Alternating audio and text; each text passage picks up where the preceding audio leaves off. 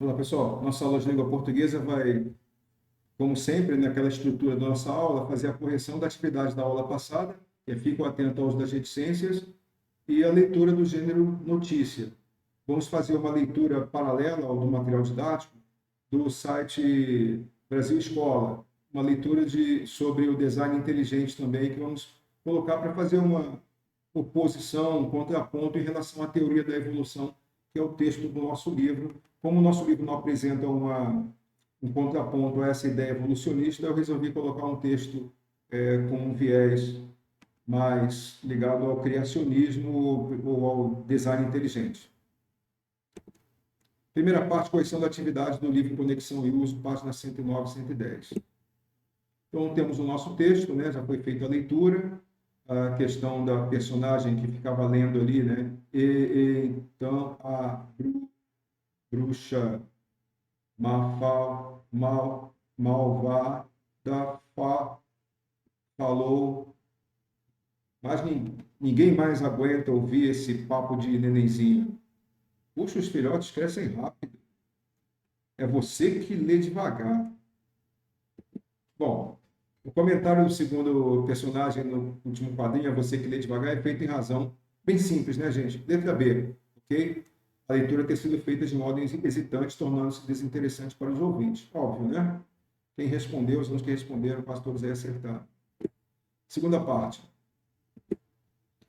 Na segunda parte, eu vou apresentar para vocês um contraponto ao texto que nós vamos apresentar no material didático, está na página 114 até a página 117. Tá?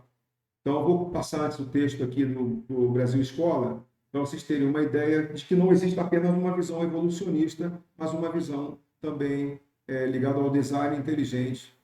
Vamos para a leitura.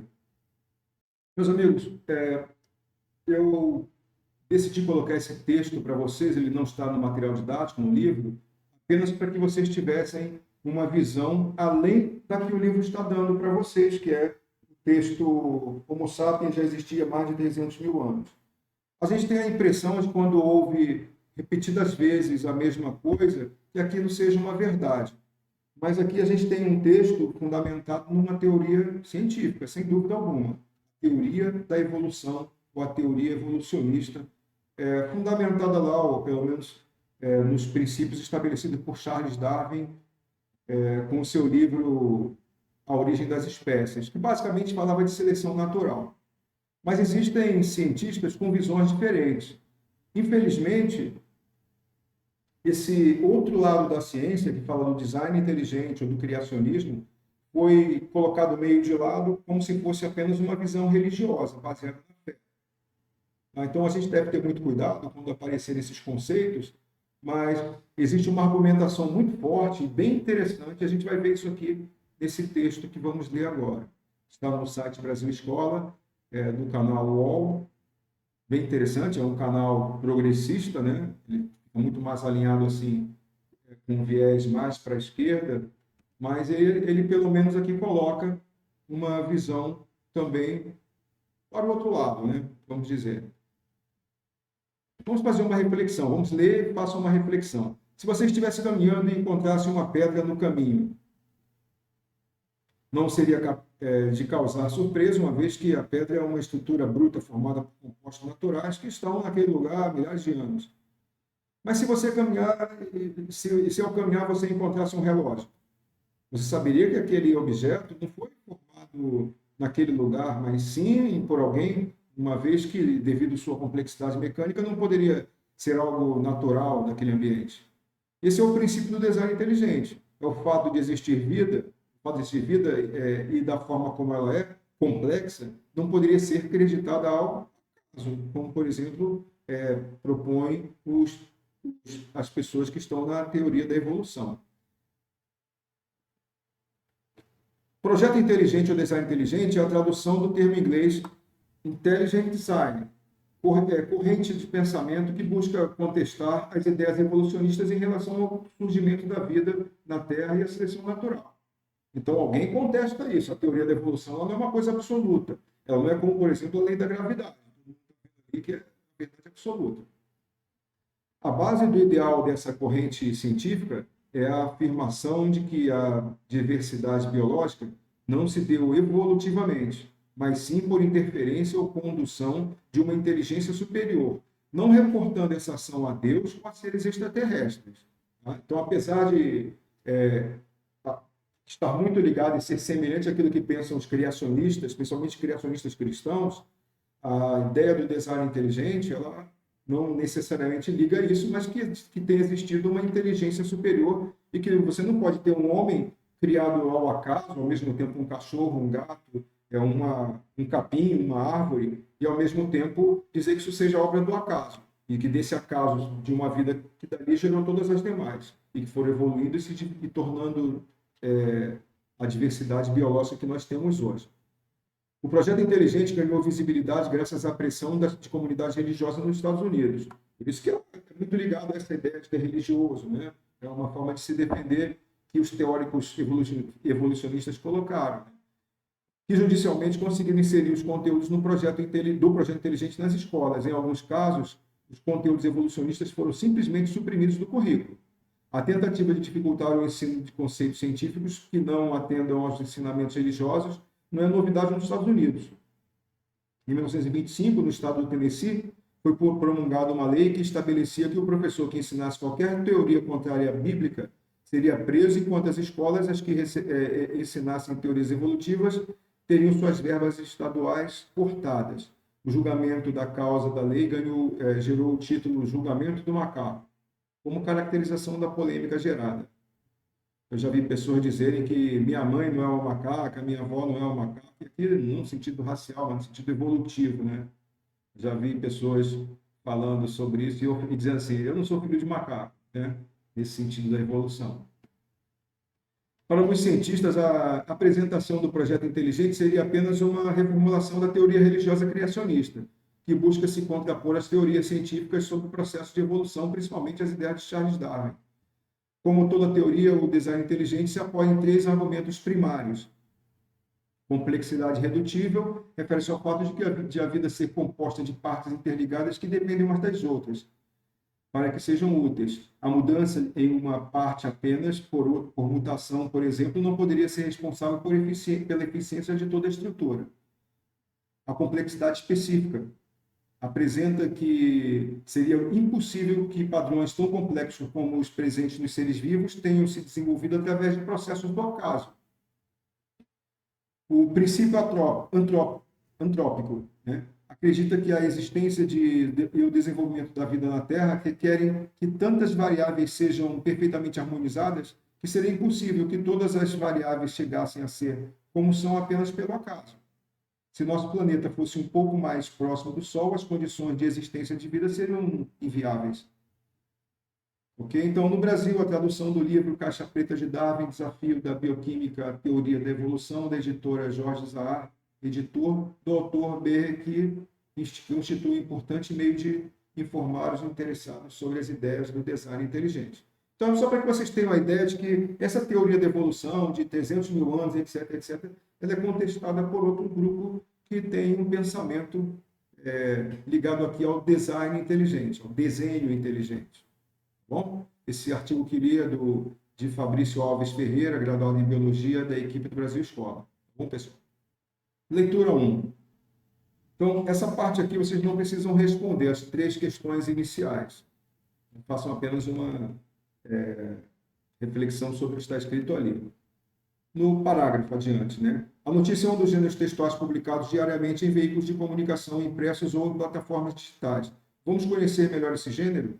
Leia a notícia a seguir para refletir sobre sua organização e os recursos que um jornalista utiliza para relatar um fato. Observe que ela se inicia por imagens. Durante a leitura, procure descobrir o sentido das palavras desconhecidas pelo contexto em que elas aparecem. Se for preciso, consulte o dicionário. Então, temos aqui origens, né? As duas imagens dos crânios, né? Fósseis reconstruídos, uma descoberta histórica. Homo sapiens já existia há mais de 300 mil anos.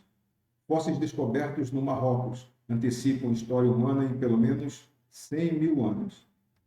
E a matéria, o anúncio da matéria, né? Temos o texto, né?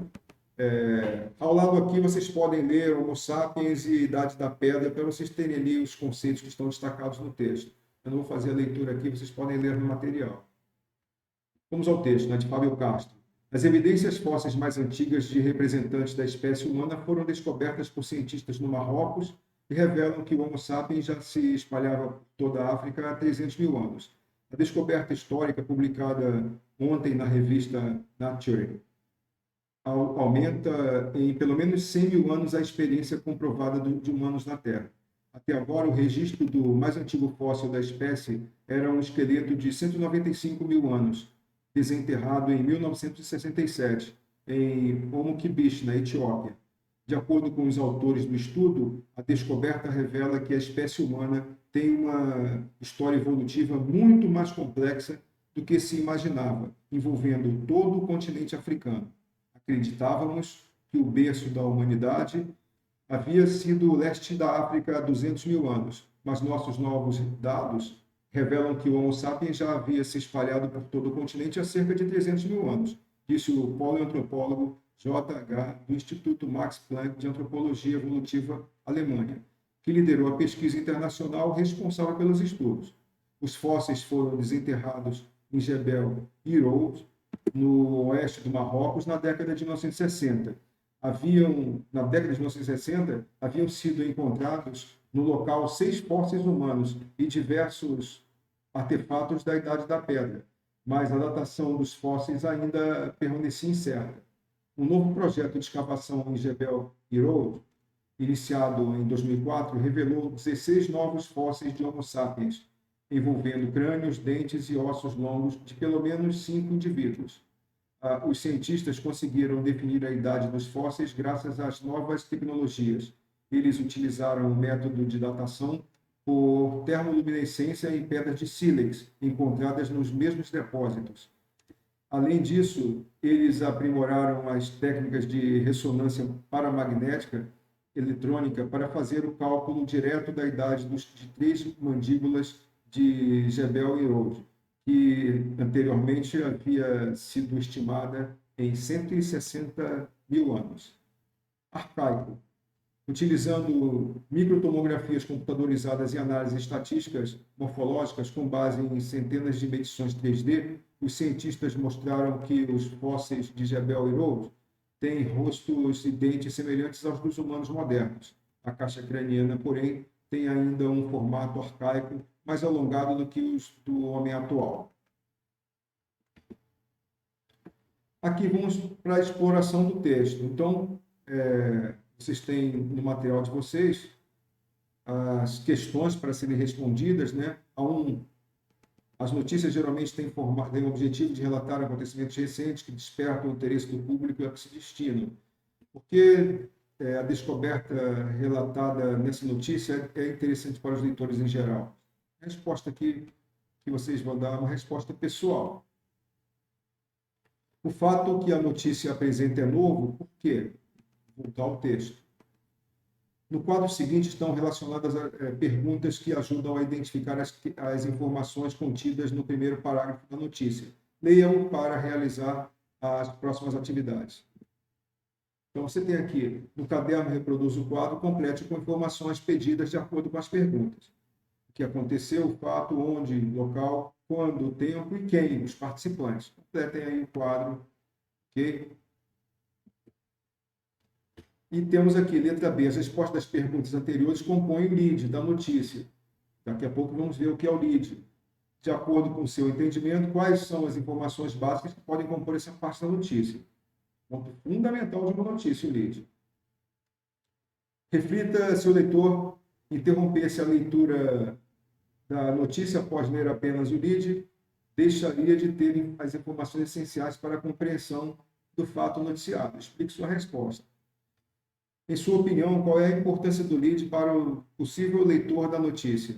Eu fui professor da faculdade de jornalismo e era interessante, né? A preocupação dos alunos com o lead, porque se você não fizer essa parte da notícia de uma maneira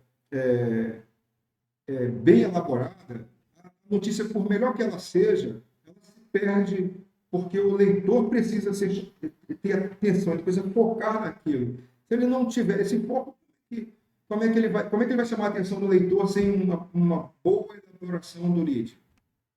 Vamos ver o que é isso. O primeiro parágrafo de uma notícia é chamado de lead, ou lead em inglês.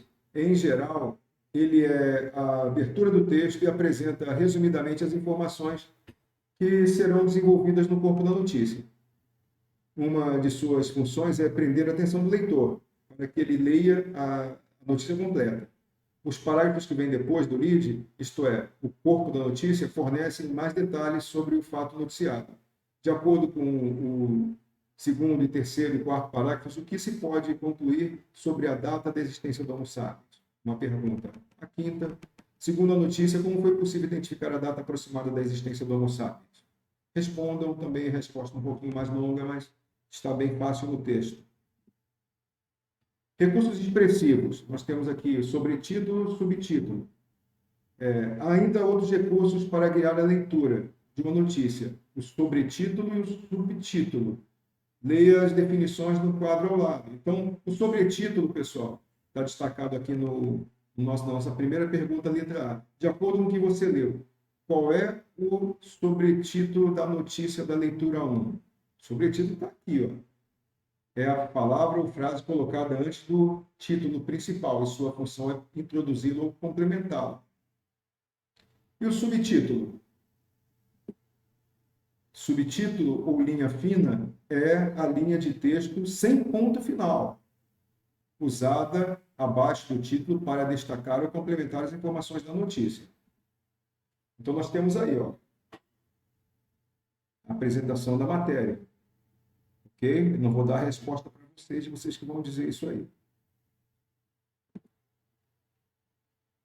De que forma o sobretítulo e o título podem ajudar o leitor na leitura de uma notícia?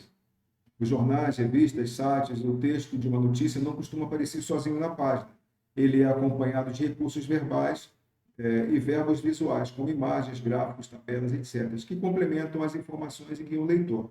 É claro que também há um elemento que não foi falado aqui no material, mas o tamanho das letras, né? A questão dela estar toda em caixa alta, quer dizer, todas com letras maiúsculas, em negrito, também são outros elementos que podem chamar a atenção. É muito usado, e foi muito usado nos jornais de papel que eram vendidos nas bancas de revista para chamar a atenção. Principalmente, o elemento é esse, né? Fundamental da notícia. Atividade de vocês. Responda as questões propostas. 1. 2. Vale nota para a nossa avaliação parcial. E nós já vamos entrar no final da etapa no próximo mês. Então, avaliação parcial, a pessoa pode reclamar ponto, depois pedir ponto, mas para ficar bem na média aí, com boa nota, pessoal, e vale ponto.